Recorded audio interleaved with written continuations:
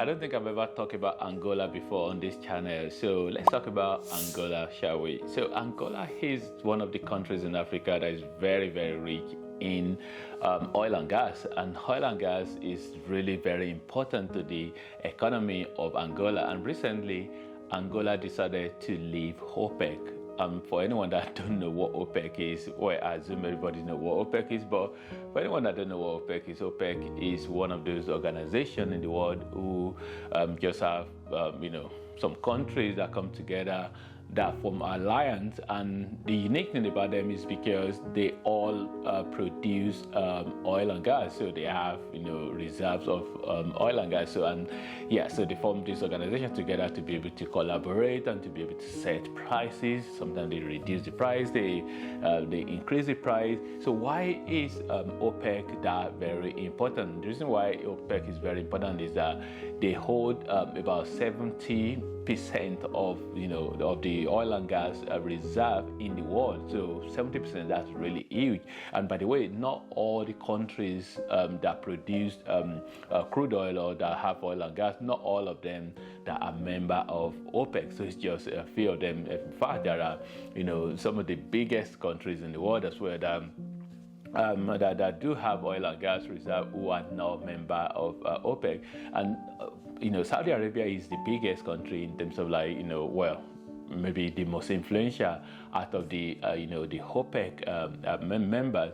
So, and also even though they have about 70% of the world oil and gas reserve, but they actually only produce about 45% of the oil and gas in the world. So which means that there are a lot of other countries that also produce oil and gas that are not their members. So Angola decided to leave, and actually it's not really a new thing that Angola decided to leave. I'm talking about not a new thing that a country decides not to be a member of OPEC anymore. So, and not even only OPEC, actually tend to happen in the world where you have all these organizations, and one country decide I've had enough and I don't want to be part of it anymore. So the Qatar and Ecuador, so these are the two countries not too long ago who decided not to be member of OPEC anymore. Why will a country decide not to be a member of OPEC anymore? After all, they are supposed to be benefiting from it, and everybody is supposed to be happy in a group that you collaborate together.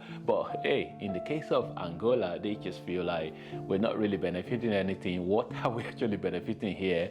We are out. And that's the case in some cases where some country they feel intimidated, because whatever group that it is, there's always going to be hierarchy in terms of the most powerful in the group that are actually dictating. So you're talking about Saudi Arabia or UAE, so who are maybe other country who are really very powerful. So some other country, smaller country, they might feel intimidated, and sometimes the rules and regulation that is being set as well, they might feel like this rule and regulation is just too much for us. We can't really take this, or we can't really take this anymore. And sometimes as well, they do have they possibly have contribution as well that they pay, maybe some membership fee and things like that. So all of this can really make some countries to decide we don't really want to be part of this anymore. So, and in terms of domination, I think I've mentioned that already. So where one country or some group of countries, they even within the group, they actually dominate the other ones, and then this can actually cause a lot of problem, and some countries are not comfortable being a member. Something to note as well is that when countries leave a group, again, it's not just only about OPEC, but in this case we're talking about OPEC. When country leaves, sometimes they come back. So Angola leaving, they might decide to go back again. I mean, there have been situations whereby a country leave and then return back later on. And actually, I'm just actually thinking about Nigeria as well, who is currently a member. There are other African countries that are member. So whether Nigeria as well, are they going to continue to be member? Are they going to get to a point where they just want to do their thing and okay, we are leaving or we're out as well? So, and again, I've mentioned already, a lot of countries in the world produce, oil and gas as well that are not member of OPEC.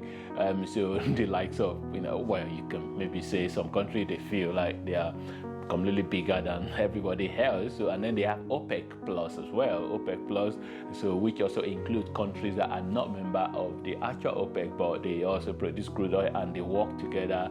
The likes of like Russia, for example, not member of OPEC, but they do have a very good relationship with Saudi Arabia, who is kind of like the biggest, the most influential of OPEC. So, but anyway, what do you think about Angola leaving OPEC? Leave a comment and share your thought. And thanks for watching, and God bless.